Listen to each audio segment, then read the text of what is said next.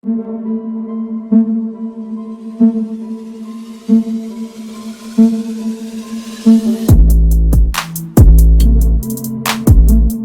Kadif Propam Polri Ferdi Sambo buka suara perihal surat laporan divisinya sebelum ia dipecat.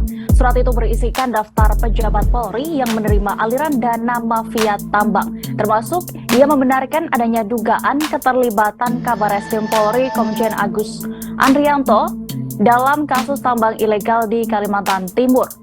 Hal itu, menurut Sambo, sesuai dengan surat laporan hasil penyelidikan yang pernah ditandatanganinya. Adapun surat laporan hasil penyelidikan itu terdaftar tanggal 7 April 2022. Surat itu pun telah ditembuskan kepada Kapolri Jenderal Listio Sigit Prabowo. Namun begitu, Sambo masih enggan merinci mengenai keterlibatan Komjen Agus dan sejumlah nama oknum anggota Polri lainnya di kasus tersebut. Dia meminta awak media untuk bertanya kepada pejabat yang berwenang. Atas pengakuan Ferdi Sambo ini, anggota Komisi 3 DPR fraksi Demokrat Santoso meminta agar Polri segera bertindak, mengusut tuntas dugaan keterlibatan Kabareskrim Komjen Agus Andrianto dalam kasus tambang ilegal di Kalimantan Timur. Santoso menegaskan sudah seharusnya Kapolri Jenderal Listio Sigit Prabowo menindak tegas bagi anggota Polri yang menyimpang. Kendati demikian, ia meminta penyelidikan tidak hanya kepada Kabareskrim, melainkan bagi seluruh anggota Polri yang terindikasi pada aliran dana tambang ilegal. Sebelumnya, beredar surat laporan hasil penyelidikan atau LHP yang ditujukan kepada Kapolri Jenderal Listio Sigit Prabowo dari Kepala Divisi Propam Polri saat itu, yakni Ferdi Sambo.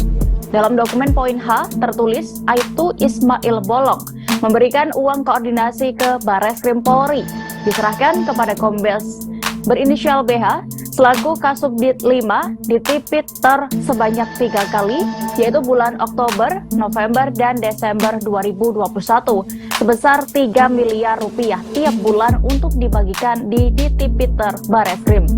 Selain itu juga memberikan uang koordinasi kepada Komjen Agus Andrianto selaku Kabareskrim Polri secara langsung di ruang kerja Kabareskrim dalam bentuk dolar Amerika Serikat sebanyak 3 kali, yaitu Oktober, November, dan Desember 2021 sebesar 2 miliar rupiah.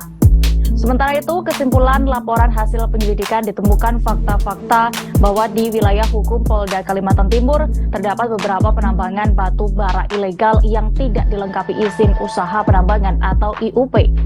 Namun, tidak dilakukan upaya tindak hukum dari Polsek, Polres, Polda Kalimantan Timur, dan Bareskrim karena adanya uang koordinasi dari para pengusaha tambang ilegal.